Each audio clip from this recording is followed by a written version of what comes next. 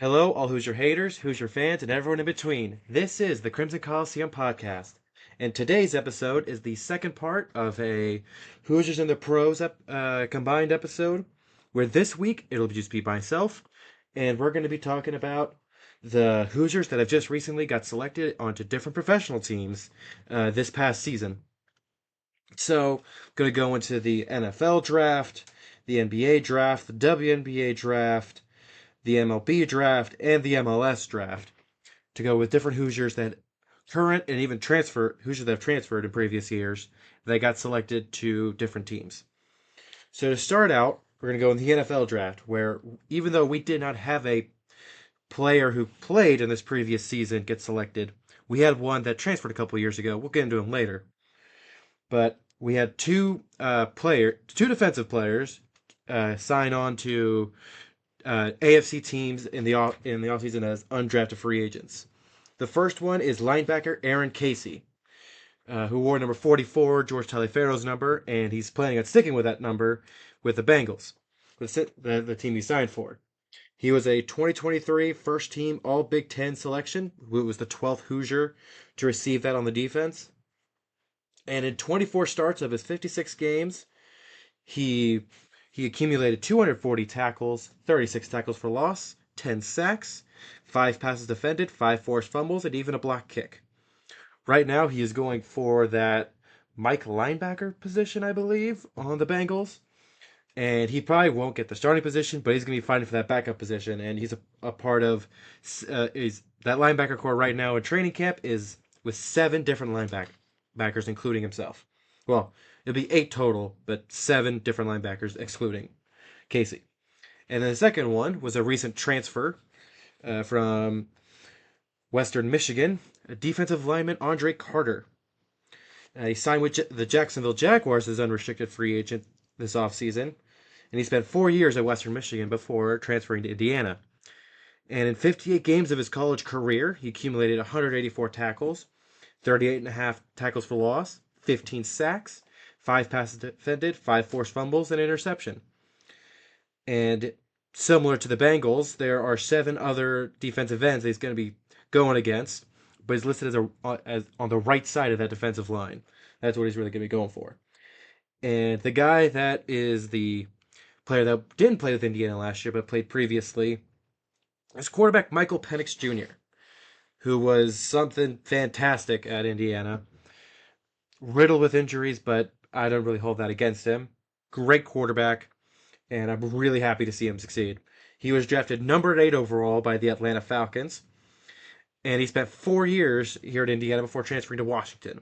In the 20 games he played for the Hoosiers, he had 342 completions on 576 attempts, which is about 60% completion percentage, 59.6 if you're being specific, 4,197 passing yards, 29 touchdowns, 15 interceptions, 132.0 QB rating, 64 rushing attempts, 165 yards, and 6 touchdowns.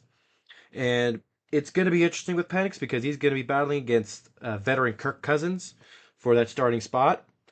And who knows what that position battle is going to be held in Atlanta. But I think, personally, Penix would have done a lot better with Vegas. I think if he went there, that would have been great. Denver, he had a lot better chance to be that starting quarterback. I don't think Denver was going to pick him. I thought the Bo Nix was going to be their pick no matter what. But I think Penix will be good at Atlanta. They got a lot of good talent around him if he becomes the starter with Kyle Pitts, Drake London at his receivers. And Atlanta needs to shore up that defense, but offensively, it could really work with someone who is as mobile as Penix can be. Switching gears real quick to women's basketball, we got a couple of Hoosiers that one was drafted into the WNBA and one signed with a team overseas. Obviously, the one that was drafted was Mackenzie Holmes, who was drafted to the Seattle Storm in the 3rd round, 26th overall. However, she is not going to be playing in this season as she's recovering from a knee surgery and will be on staff at IU as a graduate assistant.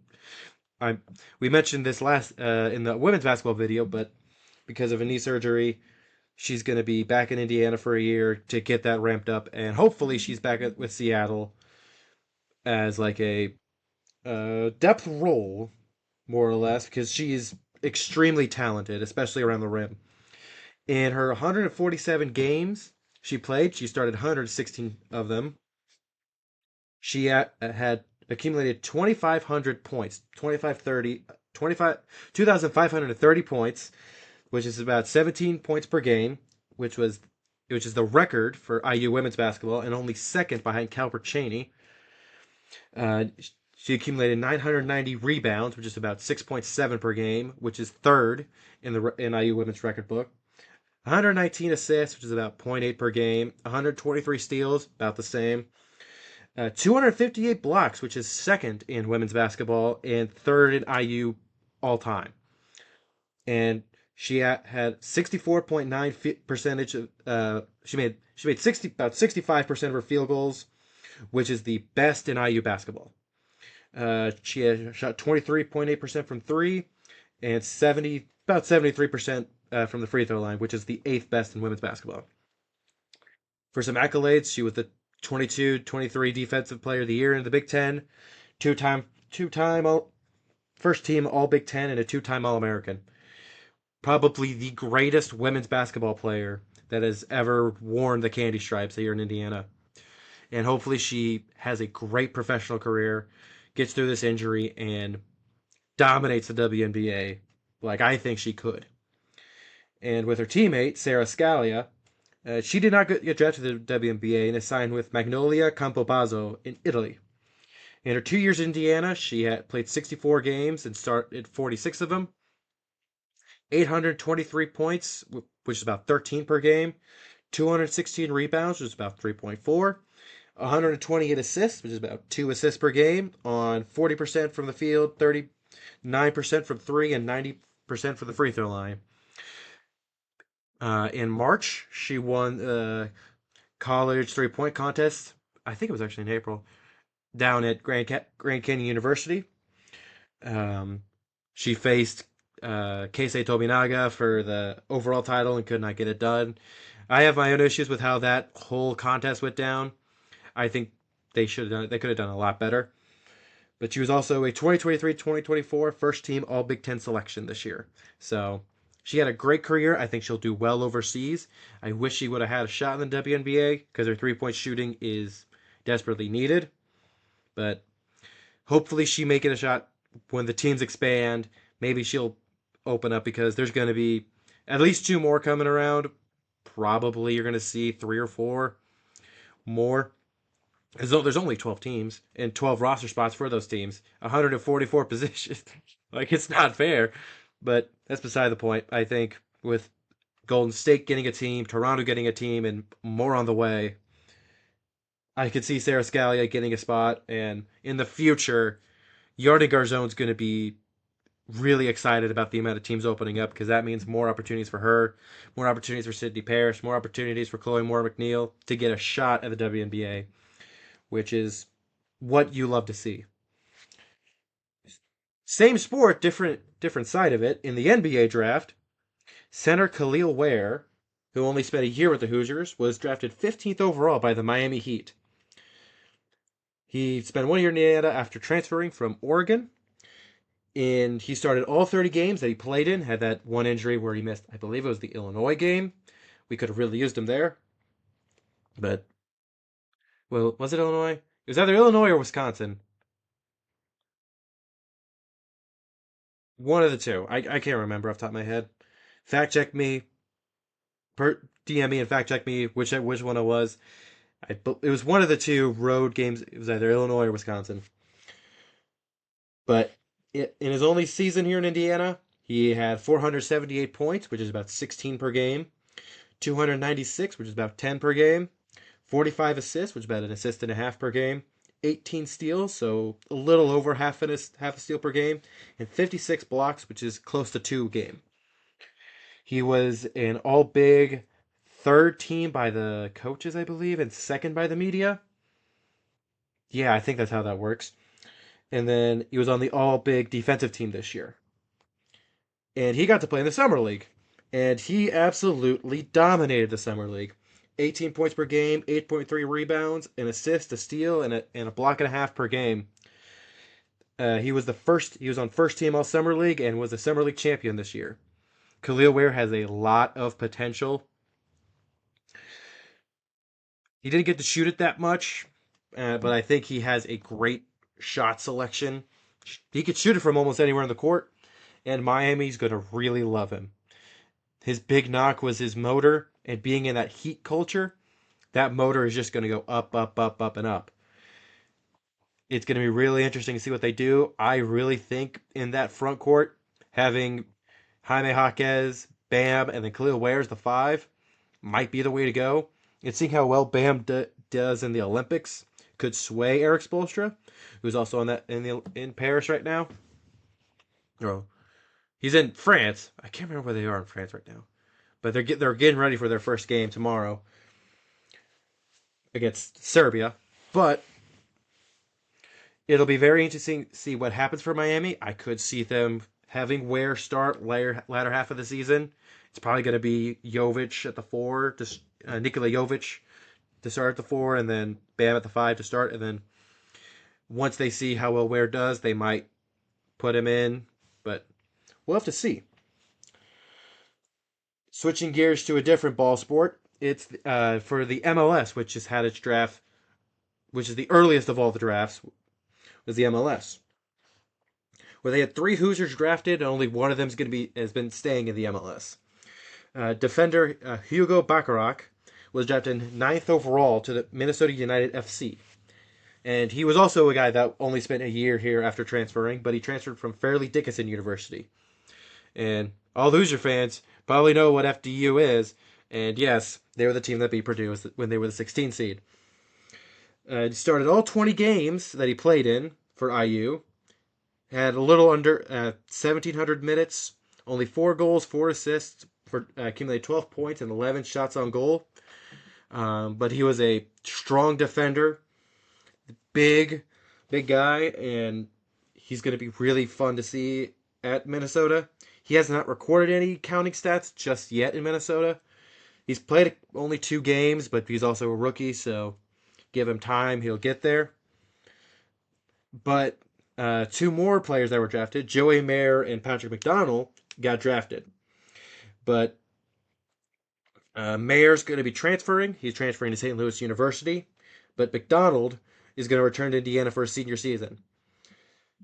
That IU defense has been a big part of why they're successful here at Indiana. But it's going to be sad seeing Joey Maher transfer to another school. We'll see him again whenever IU plays St. Louis in a little bit. They're playing them early on this year. But getting McDonald back is pretty huge. But it's the best program here in Indiana. Well, second if you count swimming and diving. Swimming and diving, then soccer, then men's basketball. IU men's soccer has been really good. They're going to keep continuing to be really good behind that defense. I have trust in Coach Yeagley. But good luck to Bacharach and good luck to Maher, because hope he does well in St. Louis. And going over to a different ML, the MLB draft. Terrible transition, I know. But the IU actually had a really successful MLB draft this year. Had 6 players drafted, including as well as 3 upcoming freshmen, which is the most in the Big Ten. I think they had about a third of all the Big Ten drafted players.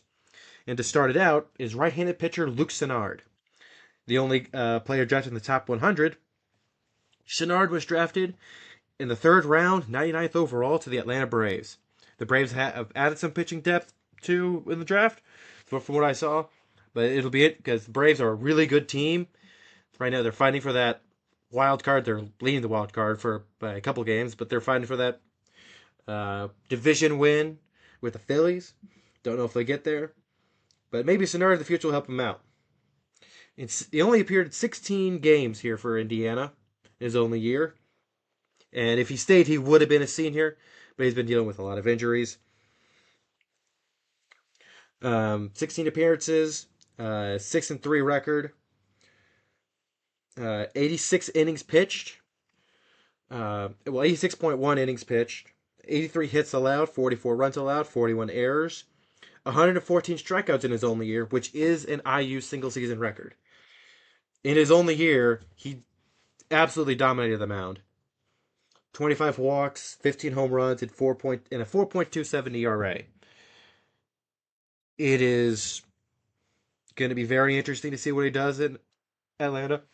If he could stay healthy, I think he could get up that prospect league system, the minor league system, really quickly, and get to Atlanta and be a good depth bullpen selection for Atlanta. Up next is an outfielder who would have been a senior this year, Nick Mitchell. Mitchell was drafted in the fourth round, 136th overall, by the Toronto Blue Jays. He only played one season in Indiana after transferring from Central Michigan, so another guy that only spent a year here after transferring. Yeah, I've had a lot of that recently. Uh, we're going to see more of that next year. He played 54 games this season, a 355 batting average, a 459 on base percentage, and a 512 slugging percentage for an OPS of 972, which is around where you want to be. 68 hits, 5 home runs, 49 RBIs, 40 walks, and only committed 4 errors this season for a 957 fielding percentage. Most of these stats that I am getting are from the IU website or ESPN or the pro reference for these athletes. Just so you guys know where I'm getting my information from. It'll be interesting to see what Nick Mitchell does. He had a really good season here. I think he could do well in that minor league system in Toronto, but we're just going to see where he gets placed and where he goes from there. Next up is Carter Matheson. Matheson was drafted in the fifth round, 162 overall, by the Philadelphia Phillies, who have IU legend Kyle Schwarber. He started 178 of his 182 games played here in Indiana, and Carter Matheson, if he didn't get drafted, would have been a senior. He had a 281 batting average, 399 on base percentage, 546 slugging percentage, which equates out to a 947 OPS, 187 hits, and he had 60 of them in 2024, 42 home runs, and he had 13 in 2024. And what's really intriguing about Matheson is that he holds the IU freshman record for home runs with 19.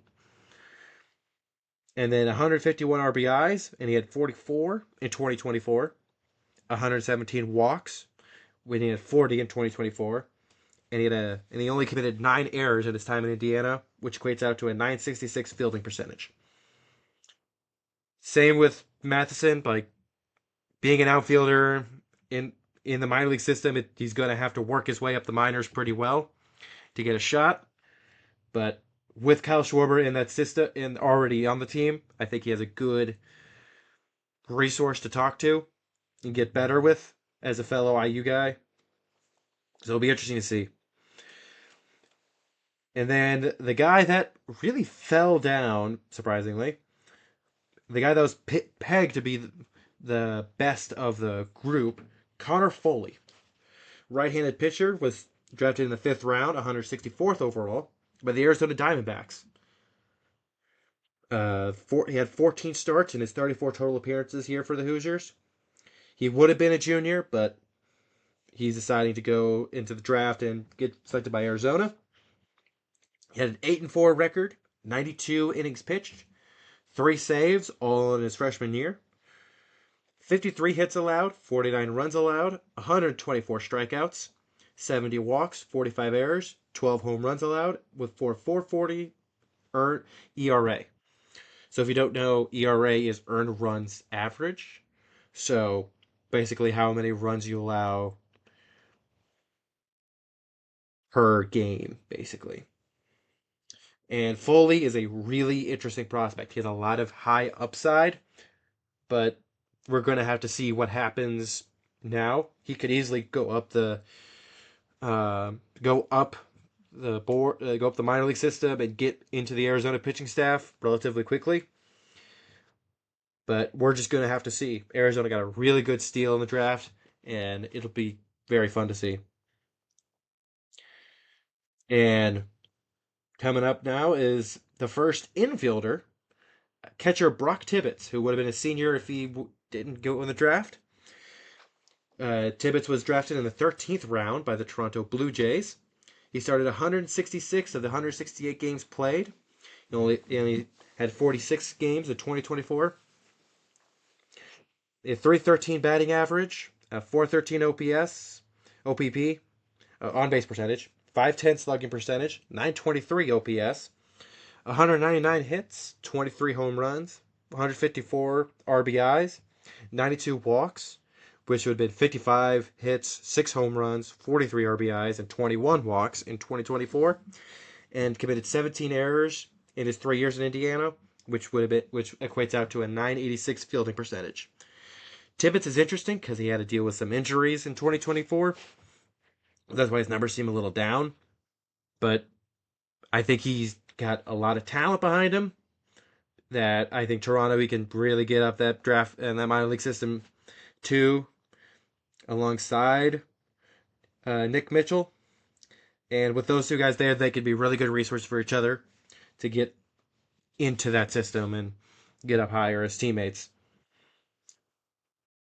And the last player that IU drafted, well, that was on the team, was right-handed pitcher Braden Reisdorf.